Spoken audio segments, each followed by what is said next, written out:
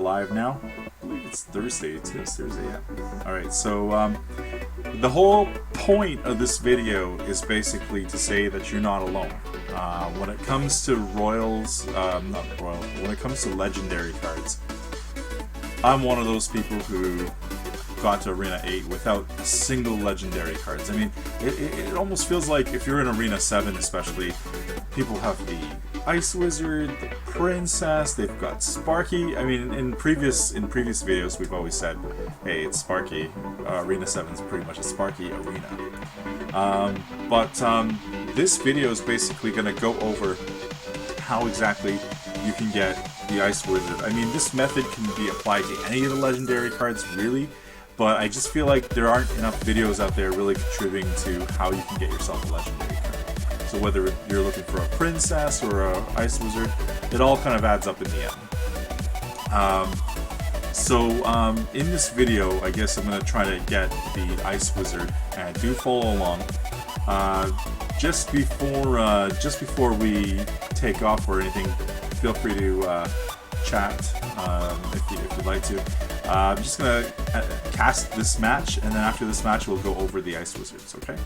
So just kind of getting started here. It's Cavs in our guild, Supercell, and he's against. Unfortunately, I can't really read what what the opposing clan is, which is called Red, because he's on the red team. So Red starts off with going with a elixir pump. However, Cavs goes with his Royal Giant. He's just going straight for the money. However, it does get countered with a cannon. However, the cannon does get taken out at the cost of being taken out by the minions. Now, Cavs actually has a Frost Wizard, so this is going to work out to his advantage if he builds a push with it.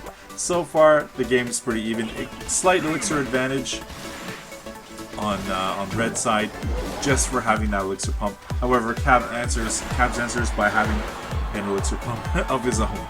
Not quite level 6. Now, red here has a Royal Giant of his own, so I'm kind of curious to see how Cavs is going to counter that. He might toss in a Barbarian, but we've got here a defensive cannon. What red tried to do is separate the Hog Rider from attacking the right tower. It was a good move, but it wasn't enough because he did do some substantial damage to the tower. We've got a whole push going on the left-hand side, which got cancelled by some arrows, which is great crowd control. Will the Barbarians make it? Yeah, he's going to hit the tower once, and that's it. Meanwhile, on the right-hand side, the cannon is out. Now, I do realize this isn't a live match, this is just a replay, so you can kind of judge what's coming next based on what the player is selecting. But we're a minute and a half in. I actually don't really know who wins. This is my first time looking at this match.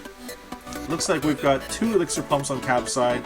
He's thinking about going Royal Giant, and so is Cavs. And it looks like we've got ourselves double Royal Giants on the arena here. Now, we've got ourselves a Hog Rider to take out the cannon. I think that was a defensive Hog Rider. However, we do have minions that are working slowly away at that Royal Giant. We've got a counter Fireball on the left-hand side, and that's still not going to be enough because those Barbarians took out that Royal Giant. Red's in a lot of hurt right now because he's almost done. Okay? He's throwing out his goblins. It's a good way to get rid of your Frost Wizard. For only 2 elixir, you're getting a trade. And of course, both going for their Royal Giants. And it looks like Cavs has got the minion board, but one thing he doesn't have is the crowd control level that Red has. And there goes the tower. We got 30 seconds left in the match. Could be anyone's game. Just kidding. But it looks like he's serious about that Royal Giant. Now, it looks like Red already knew to play the Fireball. I think it was a critical mistake that he did not take out the Barbs, so that way the Royal Giant could take out his tower. But it looks like he's got some decent crowd control, and it looks like that tower is going to be going down, even if this goes into overtime, which I don't really think it's going to look like. Cavs takes it home. 2 crowns. Hey, that's better than a single crown. And he takes it home for Supercell. Congratulations. Very well done. See, with playstyle like that, right? If you look at our clan, most of our clan is in Arena 7. I'm not actually that high in our clan. I used to be in 3rd, but I dropped it a little bit. But if you take a look here, I mean, Arena 7's 2100 and up, right? In terms of trophies. So Arena 7, I'd say the majority of our clans in Arena 7. So it's just a matter of a small little push, and we will be in Arena 8. So what we're going to do now is just discuss the how to work on your legendaries, right? So what happens is legendary cards, as you can see, I don't really have any. And in fact, if you go to the very bottom, under cards to be found, those are all the legendaries. I kid you not, I do not have a legendary. And the thing is, yeah, you can gem, you can do whatever you want, and I know if you're following the video and you're a veteran of Clash Royale, you probably know where this is going. But this method really works. You can get a Sparky, you can get a Princess, you can get any sort of cards. So how exactly do you get it? Well, first step, okay, and this is guaranteed, you do not need to buy any super magical chests. But what I found is that you have to assemble yourself a really good deck. Now, I know a lot of you are probably stuck in your trophies between 2,000 to 3,000. I know that we're trying to get ourselves into Arena 8. Arena 8's a really huge milestone. But one deck that I really found got me from 2,600 trophies all the way up to 3,000 is this deck you see here. Okay, I call it the Double Giant deck. Right? So you've got the Royal Giant, and then you've got the regular Giants, okay? These guys are beefy, they're tanky, and you follow those guys up with the Wizard, okay? So if you're thinking about actual play, basically you go Giant first, because he's tankier than the Royal Giant, okay? You drop this, you drop the Giant at the very back, so behind your King Tower, and then after you drop this, you gotta build up Elixir, right? So then you drop your Royal Giant. Okay. Now they're probably going to try to counter it with goblins or minions or a minion horde or fire spirits, which would be a waste. They probably got barbarians. They're going to try to counter it because if you think about it, it's a lot of giant power. It's really beefy, right? So what you got to do is time it so that you can throw in your wizard. The wizard is amazing at taking out minions, goblins, you name it, right? It one-shots princesses, and it does a number on other cards as well. This is probably the most lethal combo you can ever get. I mean, you can also throw in, if you're good on Elixir, you can throw in archers as well. That's always good. If you want to play defensively, you can always toss in a Goblin Hut first, and then build up your Elixir. I find that you don't really need the Elixir pump, because if you manage your Elixir well, you can kind of get all of them going together. Otherwise, you can take out the freeze and replace it with an Elixir pump. The reason why I got the freeze there is because I find that in Arena 7, everyone's got a Sparky. So having a freeze is very advantageous. You can take out the Sparky, you just drop a freeze, put in some archers, or maybe a wizard, or your barbs, it'll take your right out.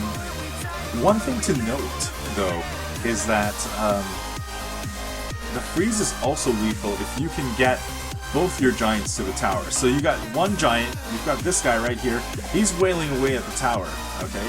And you've got this here, the Royal Giant, also shooting at him. You can use the freeze to do one of two things.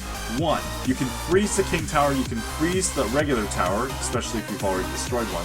Or two, a lot of people like to do a lot of damage to your troops, like mini P.E.K.K.A.s, goblins, barbs, you name it. So the way that you counter that is you drop a freeze. The freeze will buy your giants extra time to lay down the smackdown on that tower.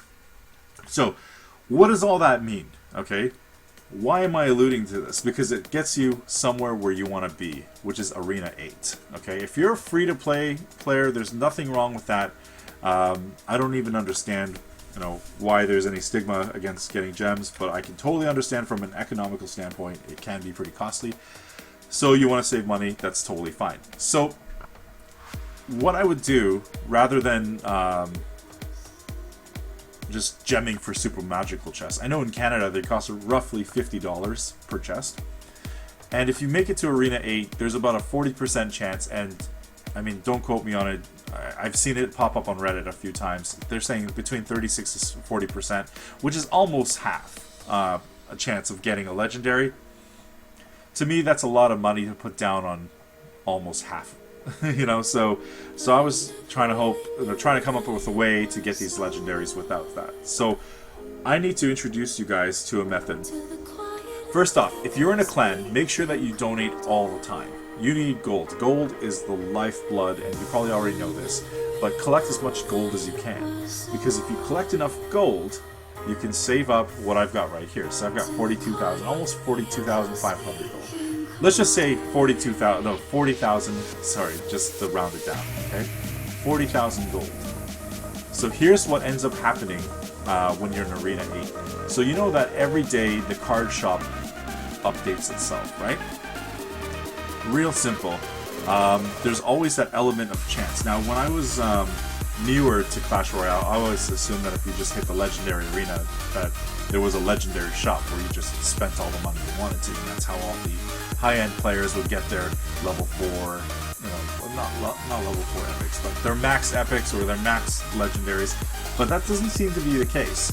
It turns out that the Legendaries end up in your card shop, just like any other card. It's pretty sick, right? So, I think that when you're in Arena 8, if your clan requests cards regularly, and you're donating regularly, you can usually pull off about 40,000 gold in about a week's time. Flat out. And that's playing regularly. I mean, you do have to put some time and commitment into it. This isn't one of those, hey, get a free chest and off you go. So anyways, this is kind of what it looks like when you have a Legendary in your card shop. Now, hopefully, I mean, I've opened up super magical chests.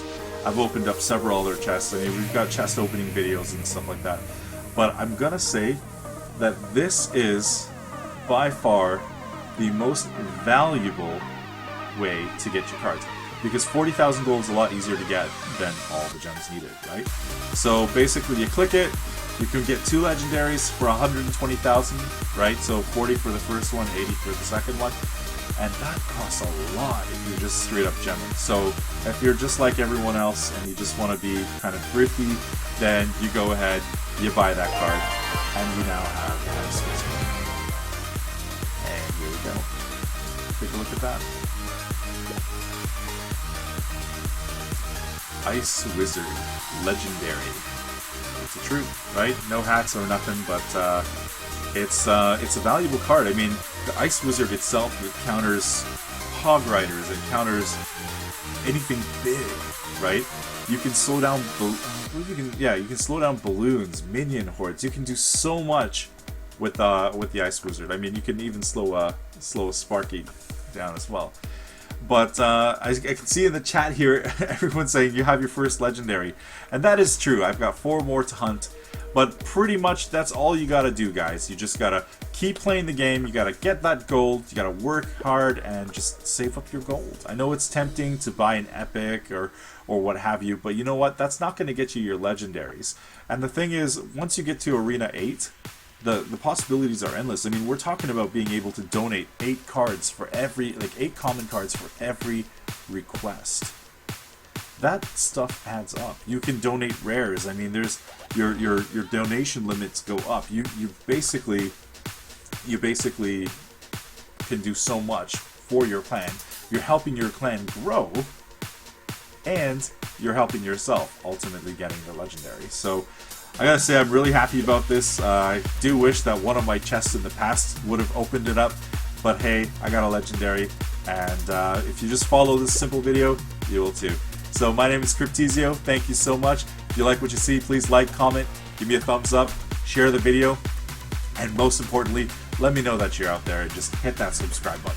That tells me directly that, hey, Cryptizio, you're doing a good job. Here's a subscribe. And it makes all the difference to me. I show all my friends every time I get a new subscriber, so my friends will attest to that. But anything else, just feel free to drop me a comment down below, and I will be more than happy to answer you directly or send me a direct message. Thank you so much. My name is Cryptizio, and you guys have yourself a good one.